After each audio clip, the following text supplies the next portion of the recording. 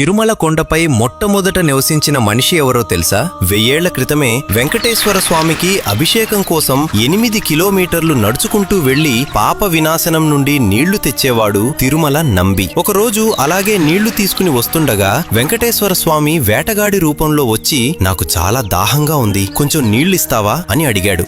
దానికి తిరుమల నంబి, ఇవి నా స్వామి వారికి అభిషేకం కోసం తీసుకెళ్తున్న పవిత్ర జలాలు, ఇవ్వలేను అని చెప్పి వెళ్లిపోతాడు. దాంతో ఆ వేటగాడు మౌనంగా అతన్ని వెంబడిస్తూనే బాణంతో కుండకి చిన్న రంధ్రం పెడతాడు. నంబికి తెలియకుండానే వెనక నుండి ఆ కుండలోని నీళ్లన్నీ తాగేస్తాడు. అయితే స్వామి సన్నిధికి చేరుకున్నప్పుడు కుండలో చూసేసరికి ఒక్క చుక్క నీళ్లు కూడా లేవు. దాంతో నంబి చాలా బాధపడతాడు. అతని బాధను చూసిన ఆ వేటగాడు పక్కనే ఉన్న కొండపైకి బాణం సంధించాడు. ఆ కొండలో నుంచి ఒక జలపాతం ఉద్భవించింది. ఆశ్చర్యంగా చూస్తున్న నంబితో, ఇకపై నీ స్వామి అభిషేకానికి కావలసిన నీళ్లు ఇక్కడ నుండే తెచ్చుకో అని చెప్పి ఆ వేటగాడు మాయమైపోయాడు. ఆ జలపాతాన్నే నేడు మనం ఆకాశగంగా అని పిలుస్తున్నాం. అప్పుడే నంబికి అర్థమైంది, ఆ వేటగాడు మరెవరో కాదు, స్వయంగా తిరుమల వెంకటేశ్వరుడే. ఆ రోజు నుంచే తిరుమల నంబి ఆలయం పక్కనే చిన్న ఇల్లు కట్టుకుని తిరుమల కొండపై మొట్టమొదటి నివాసిగా నిలిచిపోయాడు. ఫ్రెండ్స్, గోవిందా గోవిందా అని కామెంట్ చేసి